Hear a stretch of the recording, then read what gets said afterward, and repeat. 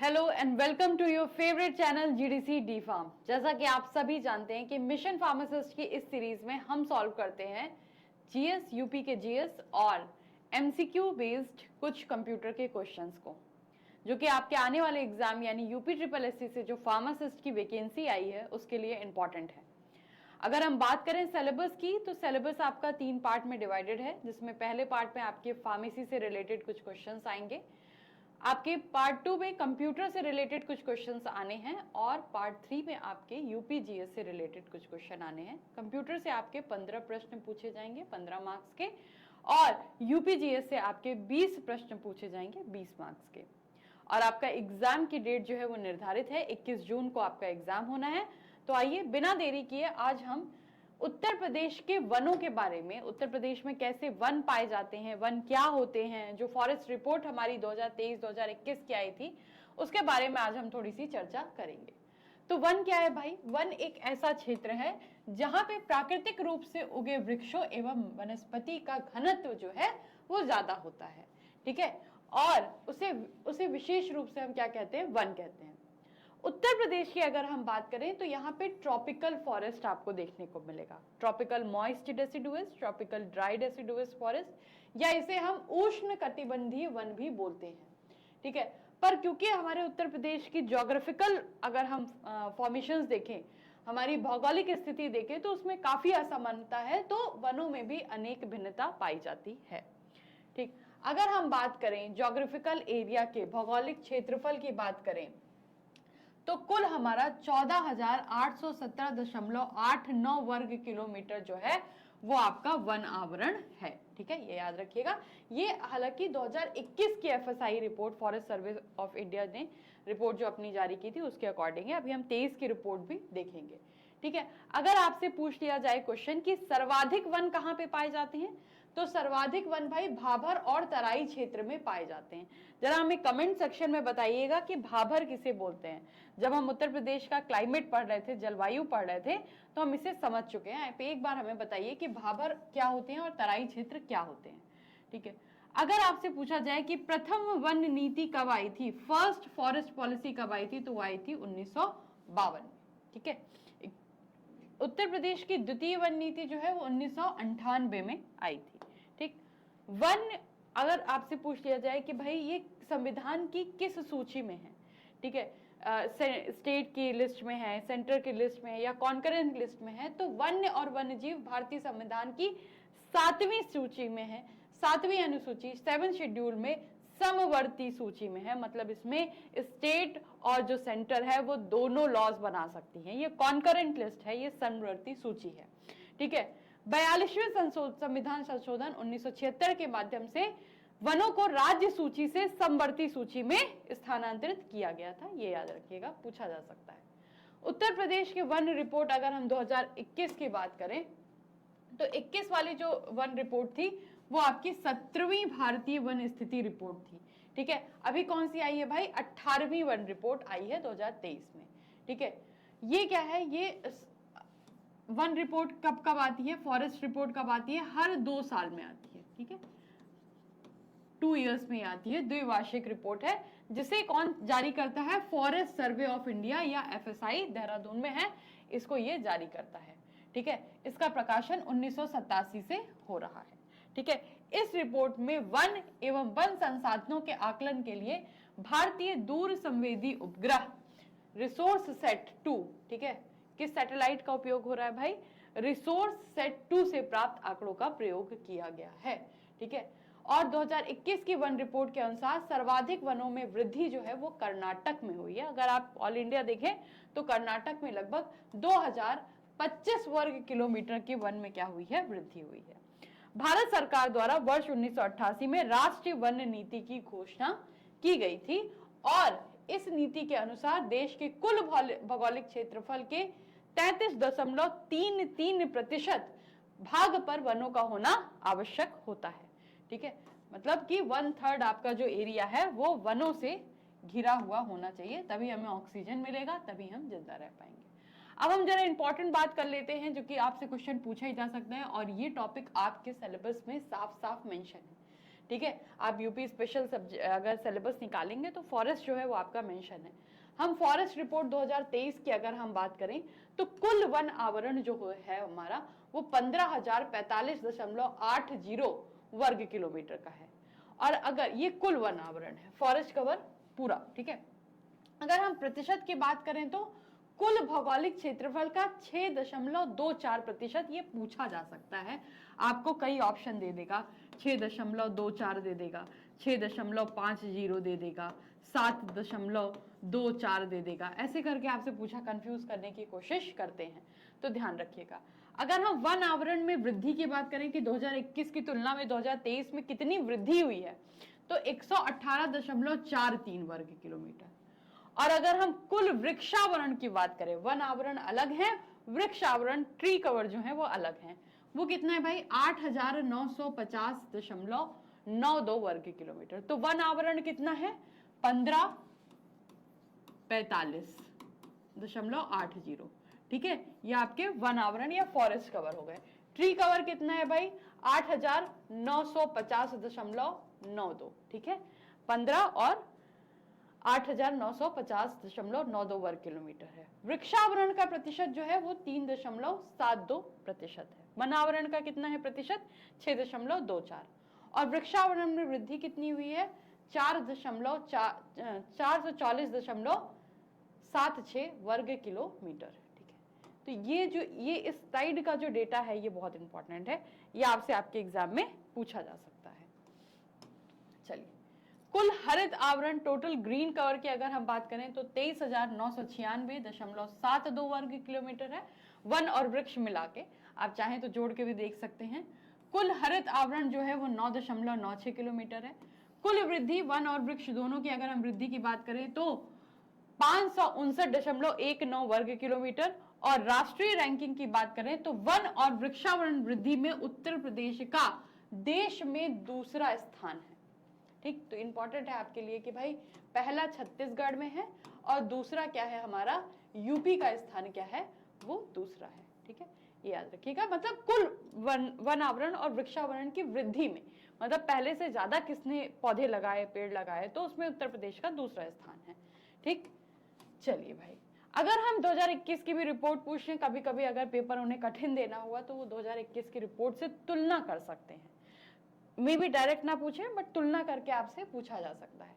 तो उस समय जो हमारा वन आवरण था वो 14,817 वर्ग किलोमीटर था, और नॉन फॉरेस्ट एरिया जो हमारा था वो 93.61 था। उत्तर प्रदेश में वृक्षावरण की बात करें तो 7,421 वर्ग किलोमीटर था, प्रतिशत में बात करें तो 3.04 था, ठीक। 2019 की तुलना आप देख लीजिए, करना है तो ठीक है, पर आपसे 2019 का तो नहीं पूछा जाएगा। वेरी डेंस फॉरेस्ट की अगर हम बात करें तो 1.9%, मीडियम डेंस फॉरेस्ट 1.67, खुले वन जो होते हैं वो 3.37, झाड़ी जो होती हैं वो 0.24, ठीक। सोनभद्र उत्तर प्रदेश में अधिकतम वन आवरण वाला जिला है, जिसमें कि 6,905 वर्ग किलोमीटर जो है भौगोलिक क्षेत्र का 35.29% है। भदोही संत रविदास नगर उत्तर प्रदेश में न्यूनतम वन आवरण वाला जिला है, जिसमें केवल और केवल 1,015 वर्ग किलोमीटर का भौगोलिक क्षेत्र जो है, यानी 0.37% ही इसका क्या है वन आवरण है भदोही में, ठीक है।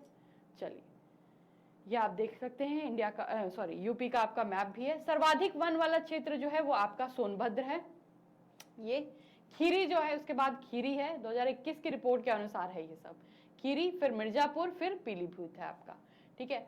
और वन अनुसंधान FSI जो है वो आपका देहरादून में है, ये याद रखिएगा। न्यूनतम वन क्षेत्र वाले जिले अगर हम देख लें तो संत रविदास नगर, भदोही जो है इसमें सबसे कम है, फिर थोड़ा सा ज्यादा है मऊ में, फिर मैनपुरी में, फिर संत कबीर नगर में, ठीक। तो ये सारी चीजें आप देख लीजिएगा।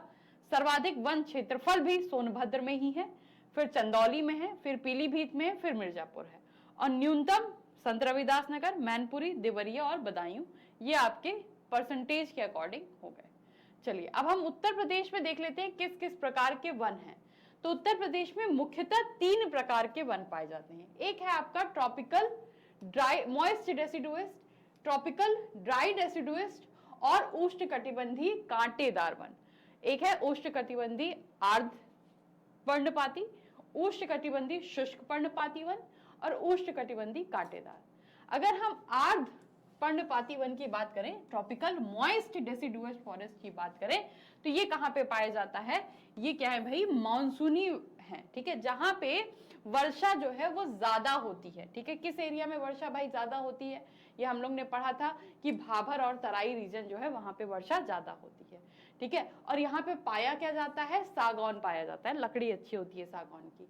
ठीक है, और शीशम, सेमल, महुआ, साल, जामुन, बेत और शहतूत आदि पाए जाते हैं। ठीक है, याद रखिएगा कि ये भारत के उन भागों में पाए जाते हैं ट्रॉपिकल मॉइस्ट डेसिडुअस जहां पे वर्षा एक रेंज अगर हम देखें तो 100 से 150 सेंटीमीटर तक हो जाती है। हिमालय के फुटहिल्स में ये जो है ऐसे टाइप के वन पाए जाते हैं। और बसंत ऋतु में ये क्या करते हैं? पर्णपाती हम इसे क्यों कह रहे हैं? क्योंकि बसंत ऋतु आते ही अपना पत्ता गिरा देते हैं। ठीक है, और याद रखिएगा देश में सर्वाधिक वन मध्य प्रदेश में पाए जाते हैं और न्यूनतम वन की अगर हम बात करें तो वो हरियाणा में पाए जा रहे हैं। चलिए भाई, अब हम ट्रॉपिकल ड्राई डेसिडुअस फॉरेस्ट की बात करते हैं, यानी उष्णकटिबंधीय शुष्क पर्णपाती वन क्या है? ये भाई ये भी मॉनसूनी वन है। ये वन भारत के उन भागों में पाए जाते हैं जहां औसत वर्षा 75 से 100 सेंटीमीटर तक हो। ठीक है, और इन वनों के वृक्ष जो है वो बसंत ऋतु में अपने पत्ते गिरा देते हैं। हमारे एरिया में कहाँ पाए जाते हैं भाई? ये मध्य तथा पश्चिमी मैदानी क्षेत्र में पाए जाते हैं और इसमें मुख्यतः साल की प्रजाति है। नीम, आम, पीपल, पलाश, तेंदू के पत्ते जो हैं ये सब आपके ट्रॉपिकल ड्राई डेसिडुअस फॉरेस्ट में आते हैं। अगर हम ट्रॉपिकल थॉर्न फॉरेस्ट की बात करें तो जहां वर्षा बहुत कम होती है, 50 सेंटीमीटर से कम, जैसे प्रदेश के दक्षिणी भाग में सदर्न रीजन जो है वो थोड़ा सा ड्राई है ना, तो बबूल का, खैर का, कीकर, खजूर, अकेसिया, ये सारे पेड़ आपके थॉर्न ट्रीज जो हैं वो हैं थॉर्न फॉरेस्ट में आते हैं। ठीक है, चलिए, वनों का प्रशासनिक विभाजन की अगर हम बात करें तो ये भी पूछा जा सकता है, इसमें भी आपके फैक्चुअल क्वेश्चन बनते हैं।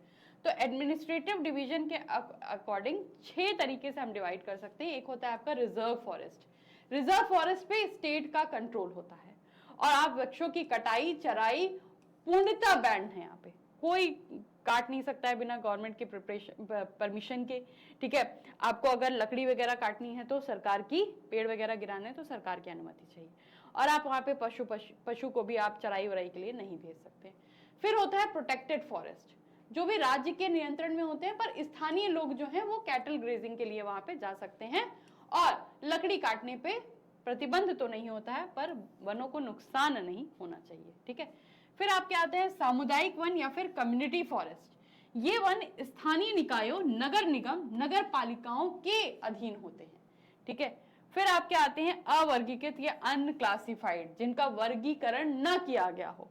ठीक है, तो यहाँ पे स्थानीय लोग लकड़ी भी काट सकते हैं, पशु भी चरा सकते हैं। ठीक, फिर आपका स्टेट फॉरेस्ट, जो कि पूर्ण रूप से स्टेट के प्रोटेक्शन या नियंत्रण में होते हैं। फिर आपका आता है निजी वन, जो कि निजी कोई प्राइवेट अगर अथॉरिटी है तो उसका इस पे क्या होता है? नियंत्रण होता है। ठीक है, तो प्रमुख वृक्ष और उनके उपयोग की अगर हम बात करें तो तारपीन का तेल बनाने में, भोजपत्र वृक्ष कागज बनाने में, खैर जो है वो कत्था बनाने पे, सेमल और गुलेर जो है वो माचिस की तीली, बबूल की छाल चमड़े की रंगाई में यूज होती है, तेंदू पत्ता बीड़ी में, साख और महुआ जो है वो पत्तल और दोने में, तार और खजूर जो है वो ताड़ी बनाने में यूज होता है। तो ये सारी कुछ क्या है? लोकल इंडस्ट्रीज हैं जो कि हमारी वनों पे आधारित हैं। ठीक है, वनों पर आधारित उत्तर प्रदेश के कुछ प्रमुख उद्योग केंद्र की अगर हम बात करें तो बेत, फर्नीचर, कत्था, माचिस, रेजिन, ये कहाँ पे पाए जाते हैं? आपके गोरखपुर, बरेली, प्रयागराज में। प्लाईवुड का काम कहाँ पे होता है? आपके सीतापुर और नजीबाबाद में, बिजनौर में। कागज का प्रमुख केंद्र जो है वो आपका कहाँ पे है? सहारनपुर में। ठीक है, और बीड़ी जो है वो मिर्जापुर, झांसी। लकड़ी के खिलौने आपके सोनभद्र, वाराणसी और लखनऊ के क्षेत्र में। खेल का सामान आपके मेरठ में पाया जाता है। ठीक है, वनों के विकास के लिए कुछ योजनाएं आई थी, उन योजनाओं के बारे में हम देख लेते हैं। ऑपरेशन ग्रीन जो है वो 1 जुलाई 2001 को आई थी। यूपी फॉरेस्ट्री प्रोजेक्ट जो है वो आपका 1998 मार्च को। टोटल फॉरेस्ट कवर योजना 2014-15 की है। हरित पट्टी विकास योजना या ग्रीन बेल्ट डेवलपमेंट प्लान जो है वो 2012-13 में आया था। सघन वृक्षारोपण इंटेंसिव प्लांटेशन प्लान जो है वो आपका 2005-6 में आया था। वीर अब्दुल हमीद वन वाइल्ड लाइफ एवं इन्वायरमेंटल प्रोटेक्शन पुरस्कार योजना जो है वो आपकी 2012-13 में, और सहभागी वन प्रबंधन जापान सरकार के सहयोग से जुलाई 2010 से चलाई जा रही है। और उत्तर प्रदेश में वन महोत्सव का शुभारंभ जुलाई 1952 से हुआ है। प्रदेश के वन से संबंधित कुछ फैक्ट्स आपसे पूछे जा सकते हैं, वो हम देख लेते हैं कि केंद्र सरकार द्वारा घोषित 1952 के वन नीति के तहत प्रदेश में वन महोत्सव मनाया जाता है। इस महोत्सव की थीम जो थी वो था वृक्ष का अर्थ जल है, जल का अर्थ रोटी है और रोटी ही जीवन है। राष्ट्रीय कृषि आयोग की अगर हम बात करें, नेशनल एग्रीकल्चर कमीशन की पहल एवं विश्व बैंक की सहायता से 89-80 में आपके प्रदेश में सामाजिक वानिकी योजना सोशल फॉरेस्ट्री स्कीम को भी प्रारंभ किया गया था। 79-80 में है ये, ठीक है। फिर सहभागी वन प्रबंधन योजना पार्टिसिपेटरी फॉरेस्ट मैनेजमेंट प्लान के तहत सोनभद्र जिले के बिलहत्थी ग्राम को प्रदेश का पहला विलेज फॉरेस्ट या ग्राम वन घोषित किया गया है, ठीक है। और अगर कोई भी वन्य जीव या फिर लकड़ियों का या फिर वहां पे रहने वाले पशु पक्षियों का उनके संरक्षण के लिए भारतीय वन जीव संरक्षण अधिनियम या वाइल्ड लाइफ प्रोटेक्शन एक्ट 1972 जो है वो पारित किया गया था। इसी प्रकार आप अगर और अच्छी तैयारी करना चाहते हैं तो आप इस बुक को परचेज कर सकते हैं, जहां पे आपको फार्मेसी का सिलेबस, कंप्यूटर की नॉलेज और आपका उत्तर प्रदेश का जीएस के भी तैयार हो जाएगा। एक ही जगह पे आपको सारे जो यूपी का सिलेबस है वो मिल जाएगा और आपको यहाँ पे मॉडल पेपर भी मिल जाएंगे, एमसीक्यू सॉल्व करने को भी मिल जाएंगे। तो अपनी तैयारी अब और बेहतर से बेहतर बनाइए, क्योंकि एग्जाम जो है वो नजदीक है और कंपटीशन जो है वो बहुत हाई है।